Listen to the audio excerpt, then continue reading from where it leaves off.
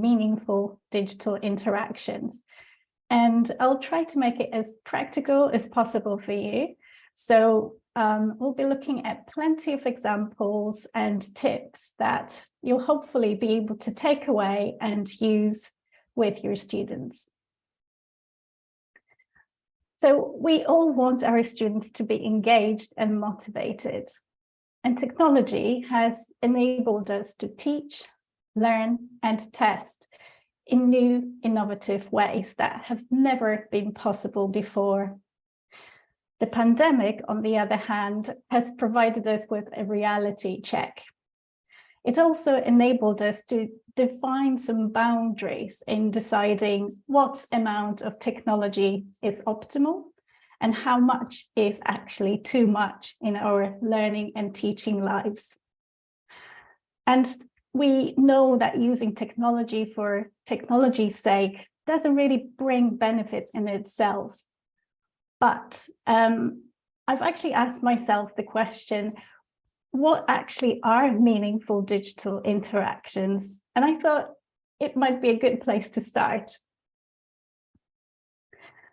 So I'd like to pause here for a short 1-minute activity to find out what you think about this. As we are all here virtually today, I'd like you to type your answers in the chat. So look at the question on the screen, what are meaningful digital interactions? And try to answer that question in the chat. I'm really, really interested in your thoughts.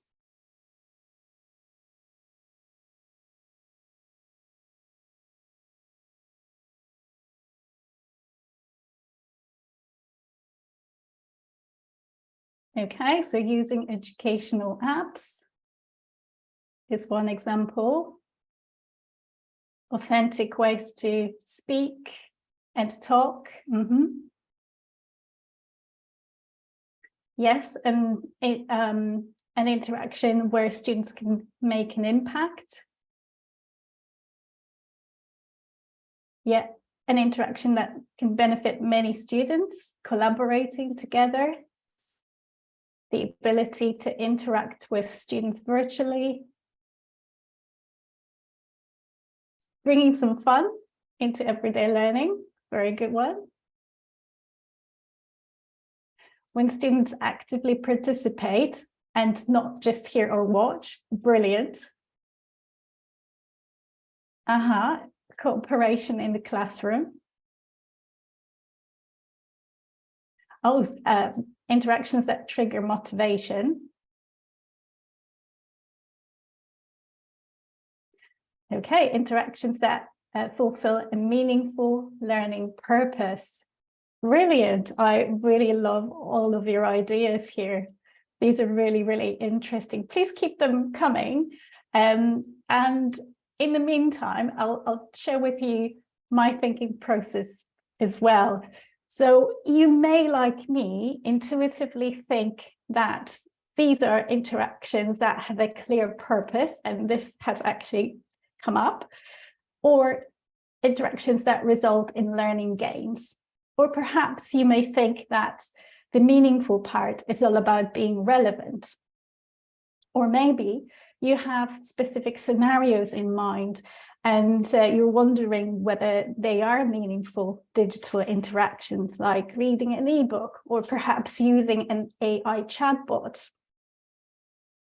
So what's really important, I think, is to understand how we learn before deciding what tools are best placed to help us do this. So there are a lot of digital tools out there, but we need to place the needs of our learners above the capabilities of technology. And this is where digital pedagogy comes in. To help us understand the how before the what, we've developed a set of principles for language learning that underpin our understanding of digital pedagogy. And these principles are set around 3 core learning impact factors. And these are cognition, engagement, and learning behaviors. So I'm going to very briefly give you an overview of what they are And then I will show you some examples of how we can apply them in our interactions with digital tools. So let's have a look.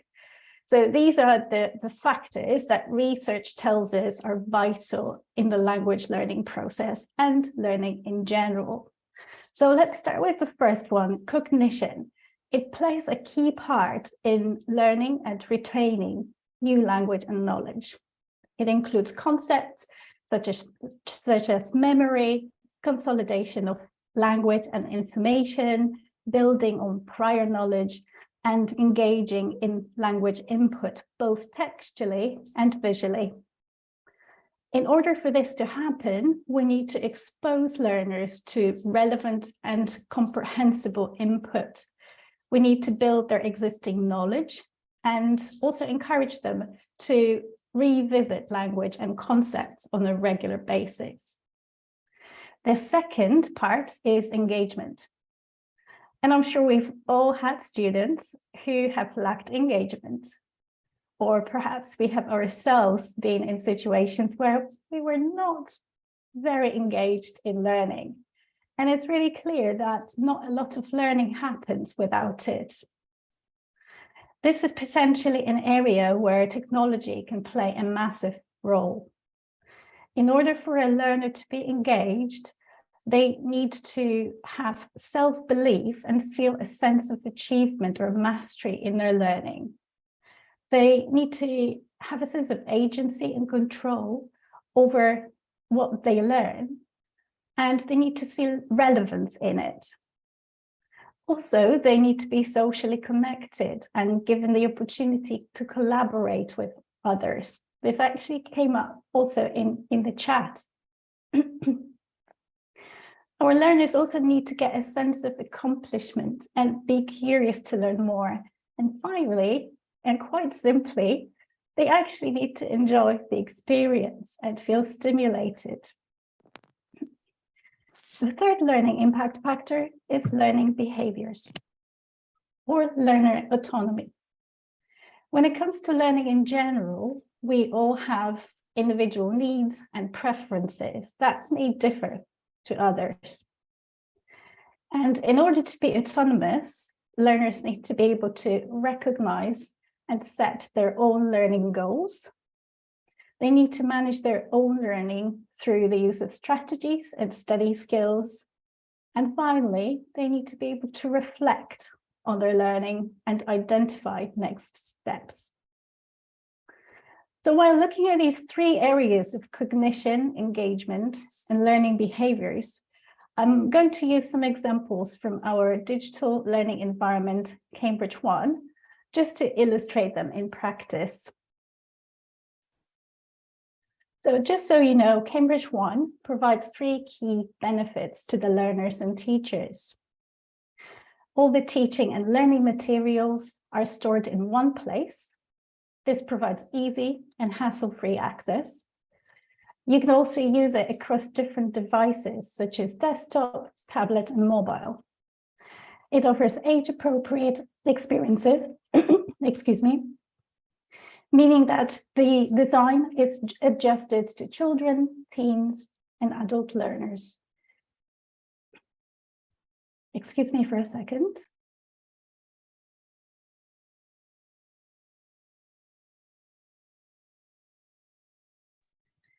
So as I mentioned, the design is adjusted to the age of the learner, which ensures that students feel motivated and challenged at the right level.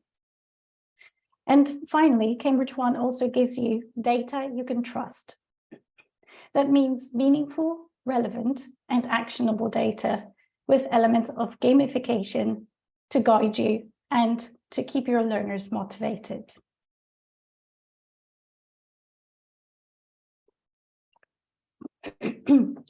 So most of the examples I'm going to show you are from two of our leading courses in higher education and adult sector. And these are Evolve and Unlock. Evolve is a 6-level English course for adults and young adults, focusing on speaking with confidence. Unlock, also a 6-level course, was created to build the skills and language our students need for their studies. So one of the key focuses of Unlock is the development of students' ability to think critically in an academic context.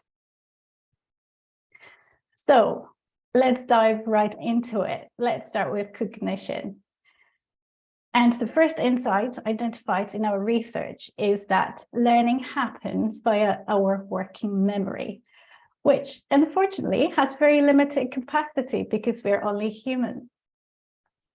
Learning is inhibited when we overwhelm the learner's working memory and we're unable to process new information. There are a few things digital tools can do to prevent cognitive overload. So let's have a look at an example. So this activity comes from Evolve. As you can see, the activity is chunked into small, manageable bites, which allow the learner to focus on the task.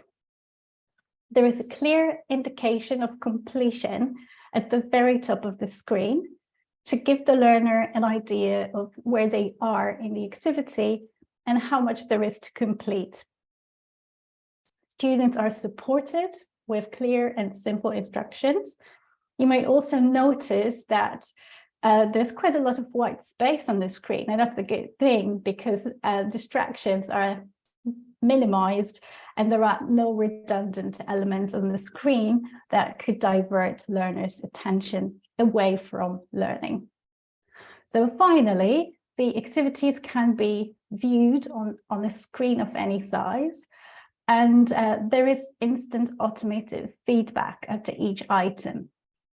Based on the result, learners can decide to either review or repeat the activity.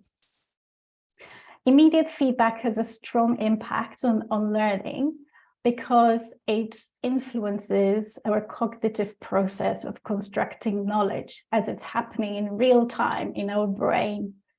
The key drawback, however, to immediate feedback from a teacher is that sometimes it can have a negative affective impact.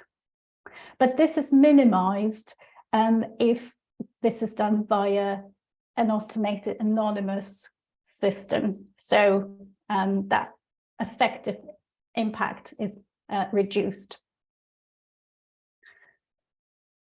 Okay, so the second insight from cognition has to do with consolidation of knowledge. Learning requires consolidating knowledge and skills to long-term memory through techniques such as spaced repetition, elaboration, rehearsal, and relating to personal experience. So let's see how this works in practice. So the example here comes from Unlock Second Edition, Listening, Speaking, and Critical Thinking. In this activity, students listen to a podcast about climate change and answer a number of questions based on that podcast. They are then introduced to different types of listening skills, such as listening for main ideas, for detail, listening for opinions, and for contrasting ideas. They also develop the language that enables them to talk about a wide range of environmental issues. Content in this activity is staged and progressive, which helps the learner master the main learning points for the unit. And students can then consolidate their knowledge into long-term memory in a discussion about food waste, where they can relate the content to their personal experience.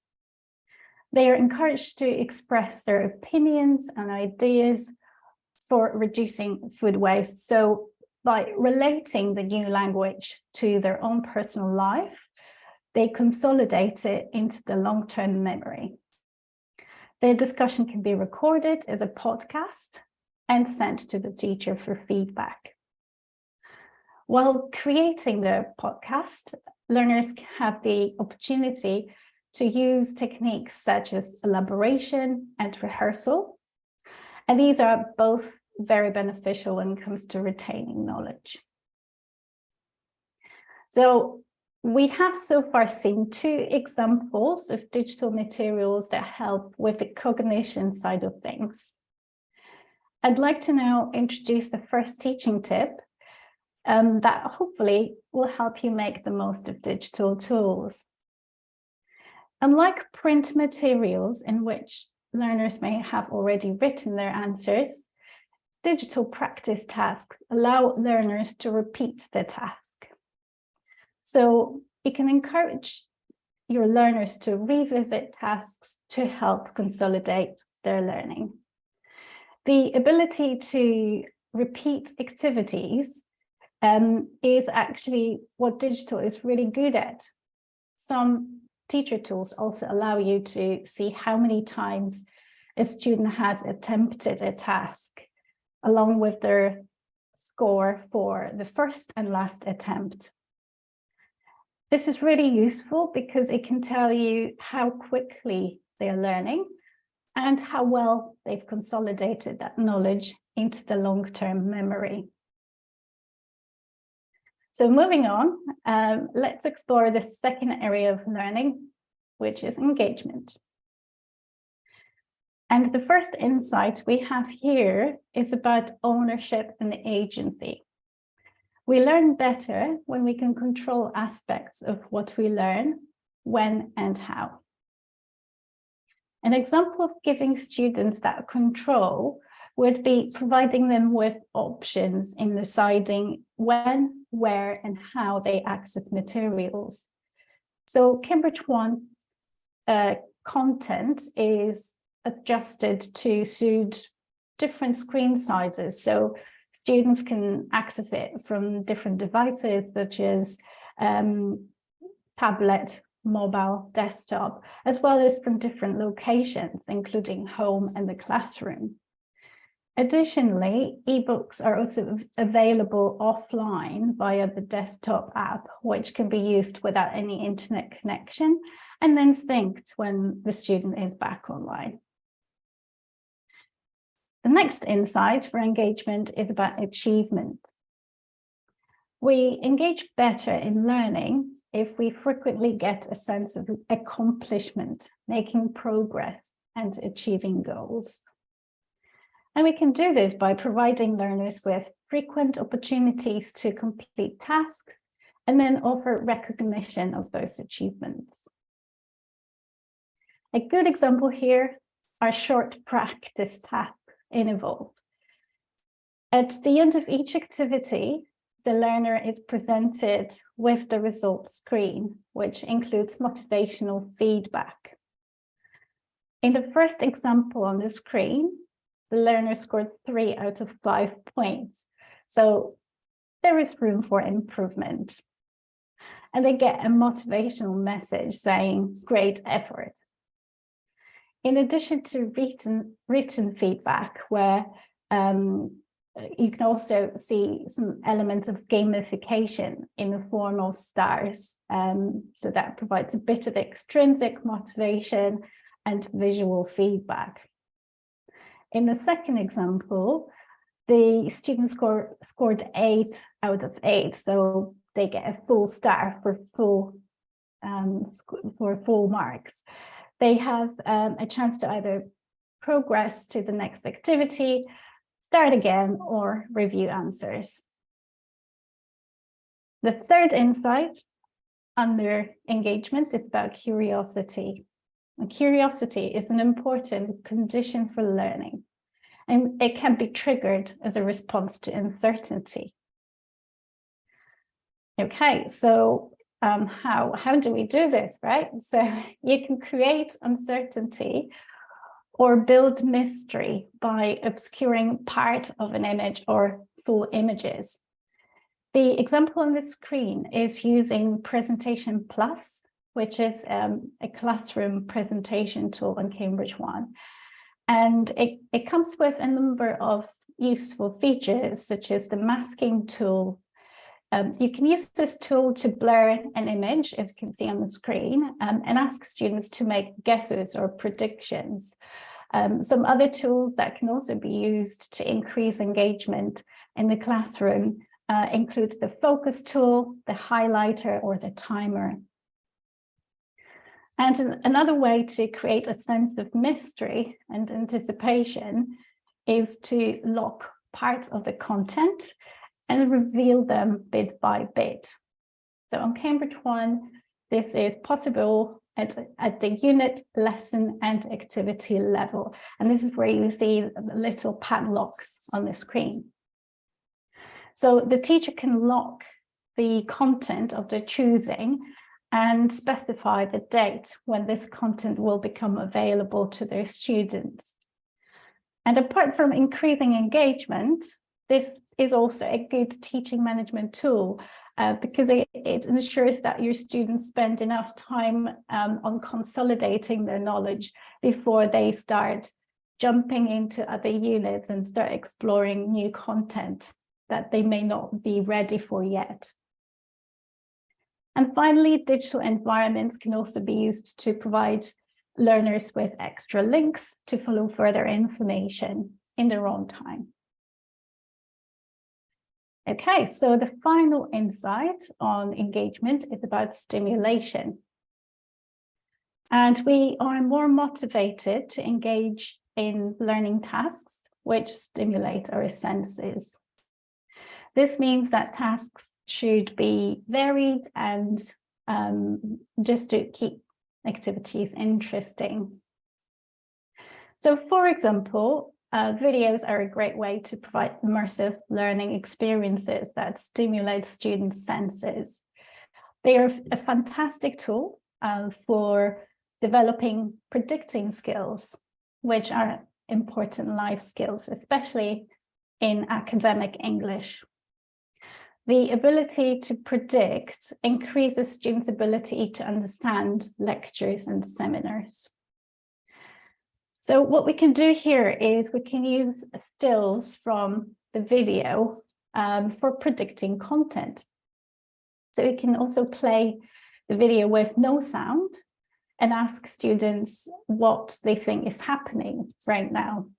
Or you can play the sound with that video and ask students what they think the video shows at the moment. If you really want to push and challenge your students, you can also ask them to take notes during the video.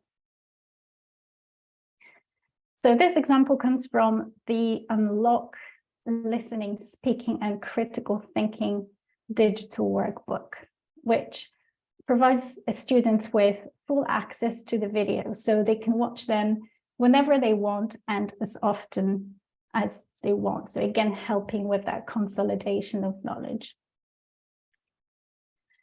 And here is our next teaching tip. So this one is related to engagement. As well as using automated feedback embedded within digital materials, make time in your lessons to offer learners personalized human feedback. It can be either face-to-face or in digital, written, or audio files. Automated feedback is great because it's instant, but it does need to be reinforced by other types of feedback in different formats so that we can achieve maximum impact. And the last area of learning I'd like to look at today are behaviors. And I have a few examples here as well of how we can foster positive learning behaviors using digital tools. Okay, so the first insight in this area is around goals. Goals focus attention, prompt action, and reduce the task of language learning into manageable steps. So how does this work in practice, you may ask? Okay, so the example here shows a learning path of Practice Extra for Unlock, which allows the learner to orient themselves around the learning journey and reflect on how far they've come. They can also get a quick overview of their achievement over time.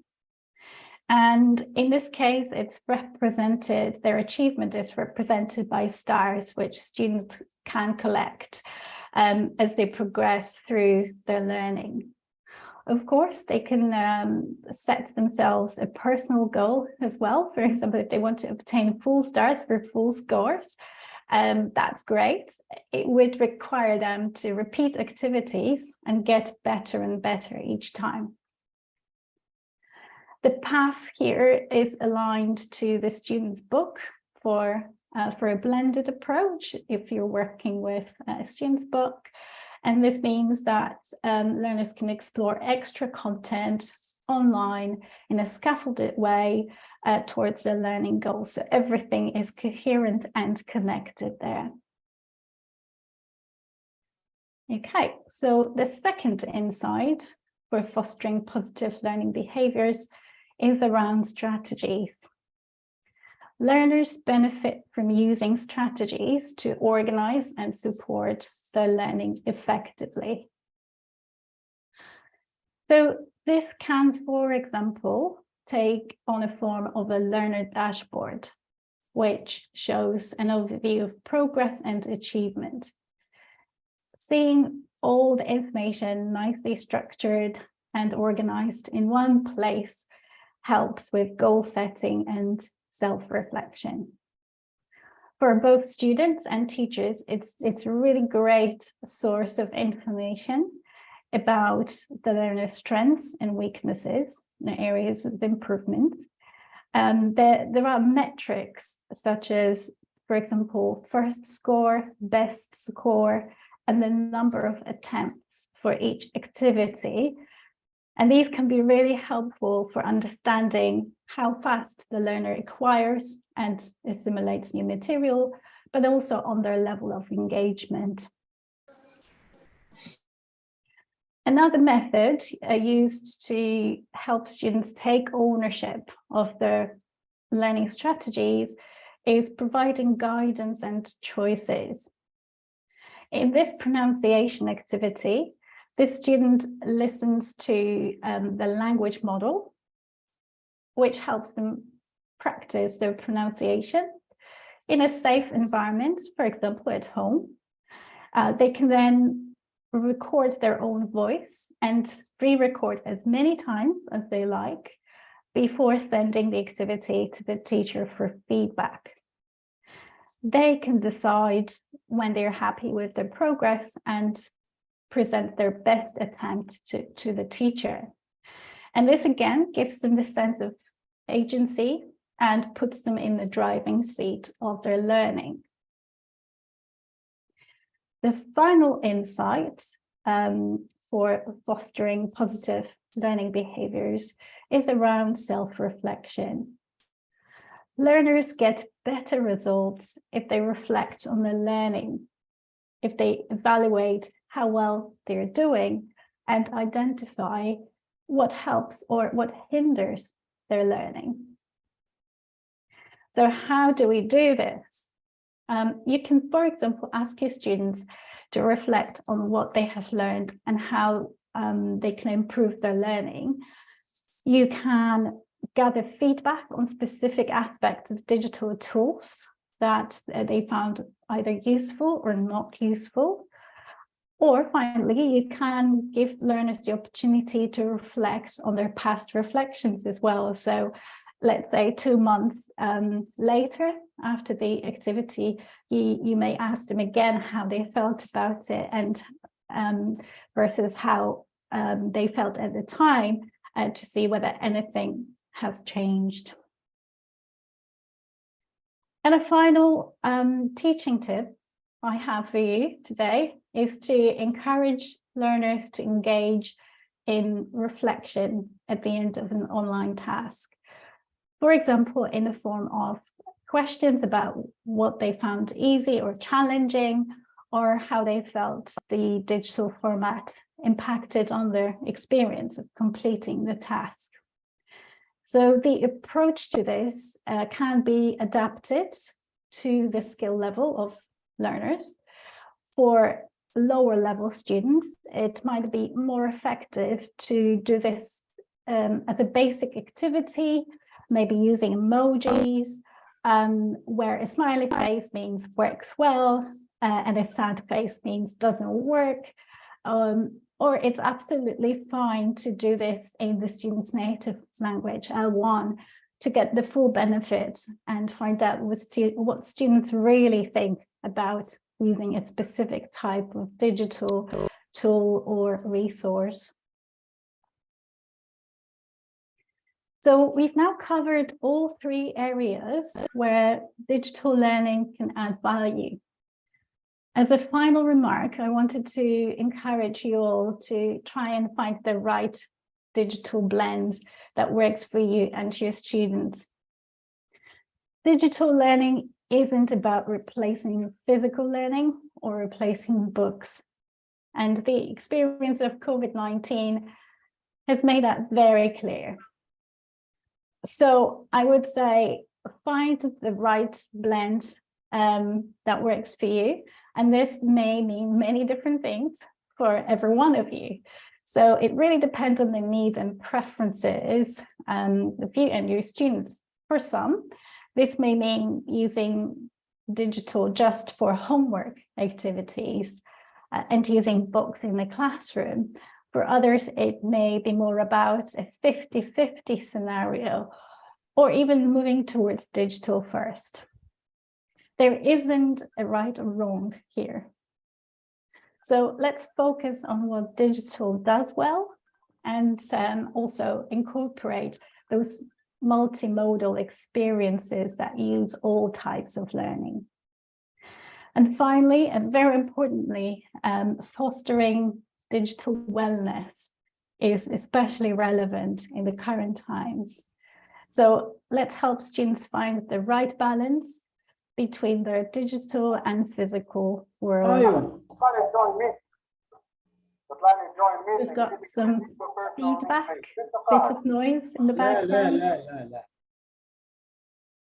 Right.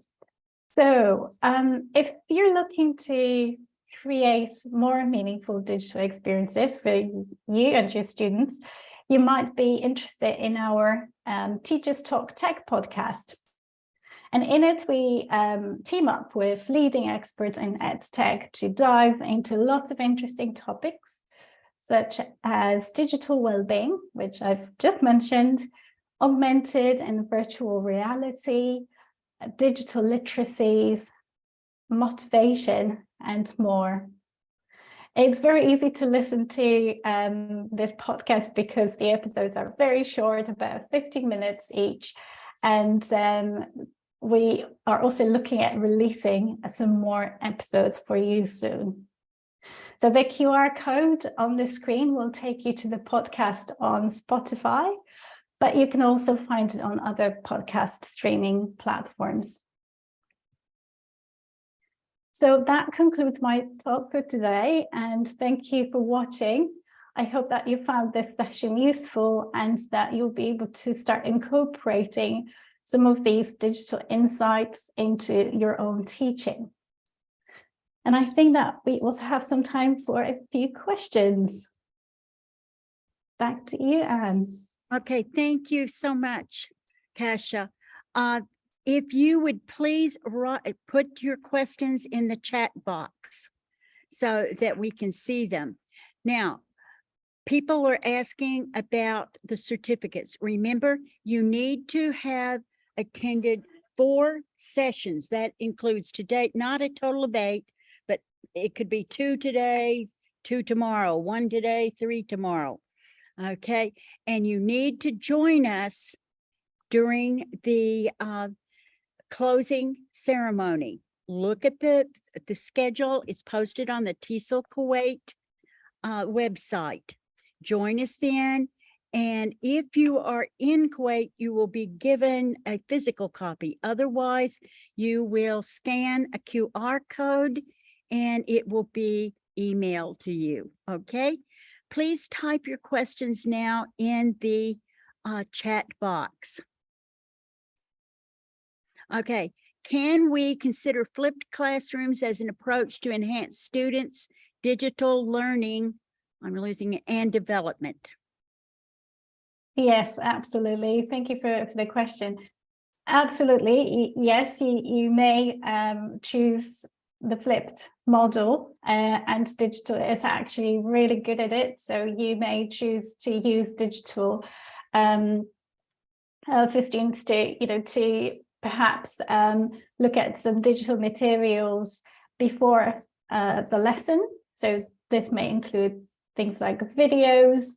Videos are really great for that, actually. And maybe ask them to reflect on some questions as well in preparation for the lesson, and then continue learning in the classroom. So I think digital is definitely a really good way of incorporating or implementing the flipped model. Definitely agree. Okay, the next question that I have lost the chat box for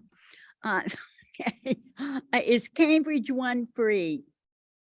Right. So that's a really good question. So it's free to register on Cambridge One. And when you register as a teacher, you create a teacher account and you get free access to our library. So you can view all the courses on Cambridge One that are available there. But to really start using all its functionality with your students, and this is where your students will need a code. Excuse me. So the code is usually in their students' book. So when they get a student book, there is a code inside which will give them access to their learning materials. But as a teacher, most of the stuff on Cambridge One, most of the resources are free for you. There are a number of resources which may also require an access code, but everything is very clearly signposted. I would encourage you, though, to actually, after perhaps this presentation or after today, at the end of the conference, have a look. So go to cambridge.org/one, create a teacher account, have a look at the library, see what's there, what's interesting, review some of the materials we have freely available for you as a teacher there, and see what you think. Give it a try. Okay, thank you. Now I see a message, and this will be for me. It says, we are new. We got this message from this news from our friends. We haven't registered. Can you please send us the details? I'm so sorry, but I can't send you the details, but I can direct you to the right place. Go to the Tesol Kuwait homepage, and you can register there. You can also click on where it says the conference schedule, okay? And just click on that and you can see all the links so that you can actually join us, okay? I hope that that answered your question. Okay. I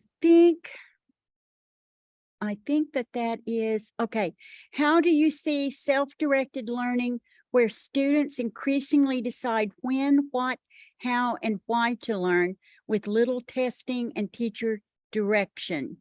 Okay, as with Ricci, the joys of self-determined learning. Yes, thank you for the question. Of course, self-study is, one of the ways that students sometimes choose to learn, and most of our materials on Cambridge One are also available for self-study. And this is where I think having digital feedback, it's really useful because, without a teacher, if you're on that learning path without a teacher, you do need some kind of feedback still. So having automated feedback, it's really useful to sort of guide you and to see, how you're progressing. So, yeah, absolutely. This is something that we also support. We also have a number of self-study tools that are completely free for your students and also for you to choose. Some of them would be Test Your English. So it's a free online test, which will give you an indication of your level. We also have Cambridge Dictionary, which is, again, free to use, and it includes really nice features such as word lists, so we can create word lists and then turn them into quizzes, just to help with that consolidation of knowledge. And yeah, so there are plenty more as well if you're on that kind of self-study path. Yes, we also have the Learn English with Cambridge YouTube channel, so that's where students can head to get a number of videos, very engaging videos to learn from. So yeah, there's something for everyone, I would say. Okay, now there's a question again for me. It says, I'm from Kuwait, but I'm not in the country right now. Would I get the certificate if I attend the lectures? Yes, if you are physically not present in Kuwait, well, everyone today, all the sessions today are virtual. Okay, but tomorrow, if you are not physically in Kuwait, you are welcome to click on the link, the Zoom link, and join us virtually. If you are physically in Kuwait, then please go to the Kuwait Technical College campus. You can see the schedule, go to ours and click our website, click on the schedule one, and it tells even what rooms at K-Tech to go to. Okay, thank you. Next question, ChatGPT, can you give some insight into this digital tool? Yes, thank you for this question. I can see a couple of questions on ChatGPT, and also how do we view the use of AI in teaching and learning. ChatGPT and AI-enabled or powered chatbots are obviously entering the education space, and there is a huge debate about whether they are useful or not, and what are the opportunities and perhaps some challenges. So let me just say that AI is something that we have explored at Cambridge for some years now, and some of our tools make use of AI models. Some of them that you may want to try are, for example, Write and Improve. So it gives you automated feedback on your writing, and it helps you improve over time as well. Another similar tool is Speak and Improve, and again, it does the same thing but with speech. And one of our big AI-powered services or products at the moment is LinguaSkill, which is a multi-level test. And it enables institutions and employers check the level of English for individuals or groups of employees. So there are, AI-powered products out there already in the education space. A lot of them are doing a great job. In terms of ChatGPT, it's getting a lot of attention, obviously, has been for the last few months. And I've seen myself, some people expressing worry or concern around, okay, is it the end of, teaching of writing, for example? Can we still give our students writing assignment? Is there any point? Because if they're just going to go and use ChatGPT, but then their own skills, I think there is an opportunity in possibly rethinking how we assess writing in education, and possibly injecting more of critical thinking in the process as well. So, it's probably very probable that our students will use ChatGPT at some point or another AI chatbot. But the question is, how can we actually rethink assessment or rethink homework or writing activities, to make use of that tool. So for example, could we ask students to write their first draft in the classroom and then use ChatGPT to help them refine that draft several times over several stages? Or could we ask them to apply some critical thinking in assessing, you know, the sources that ChatGPT uses, whether they're actually, you know, are they the right sources to be used? Do they exist? Could be another question, right?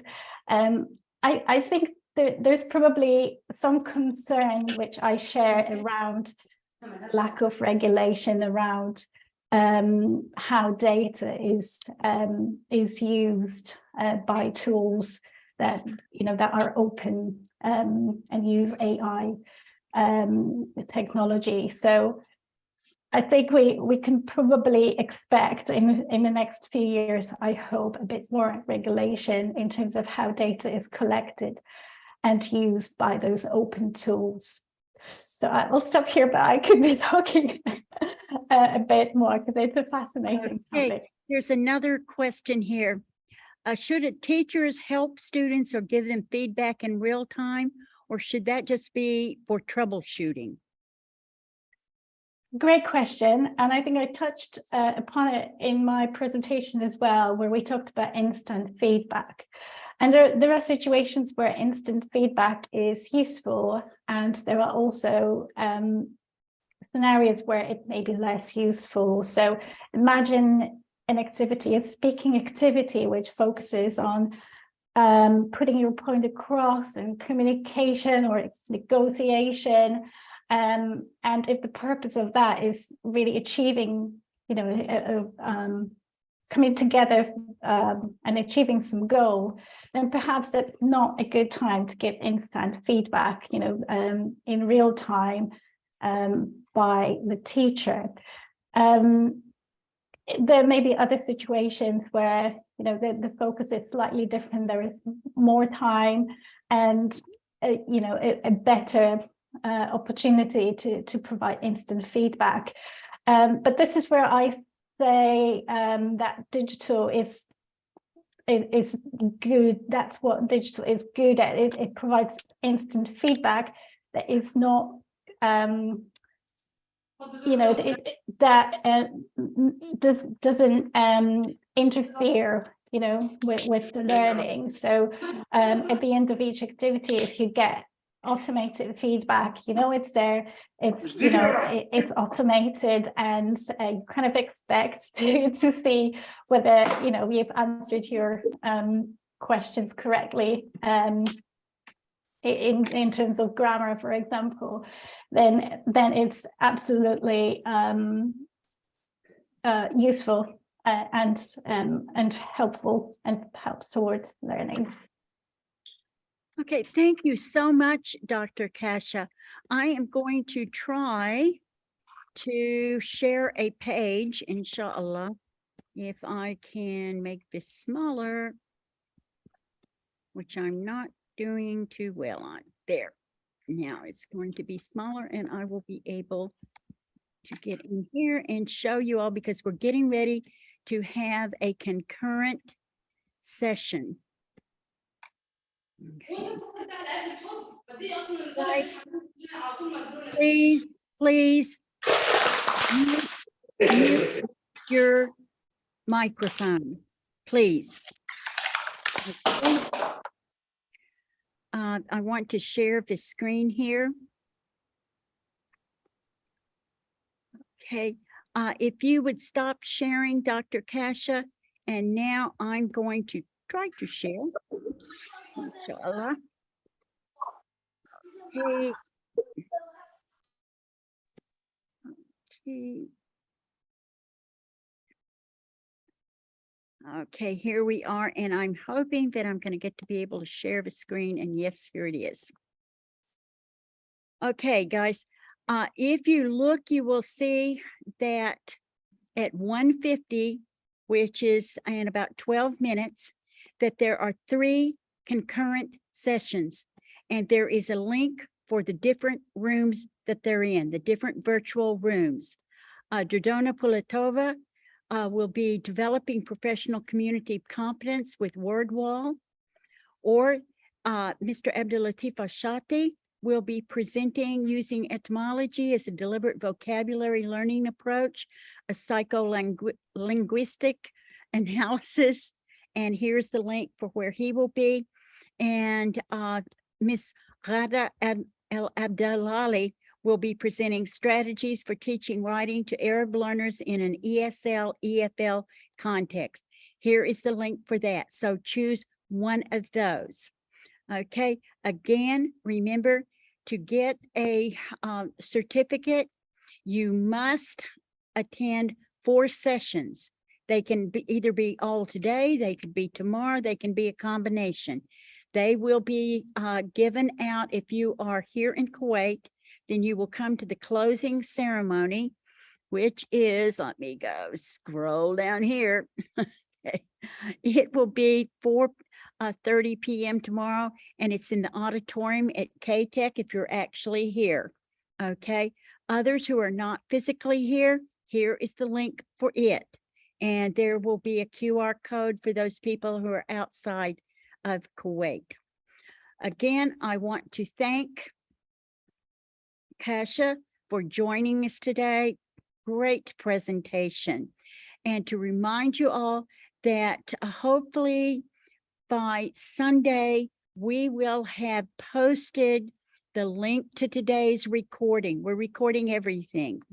And we will also, it'll be on our homepage there on the conference schedule and on our YouTube channel. Again, thank you. Have a good rest of the day. Thank you very much and enjoy the rest of the event. Okay, goodbye. Bye.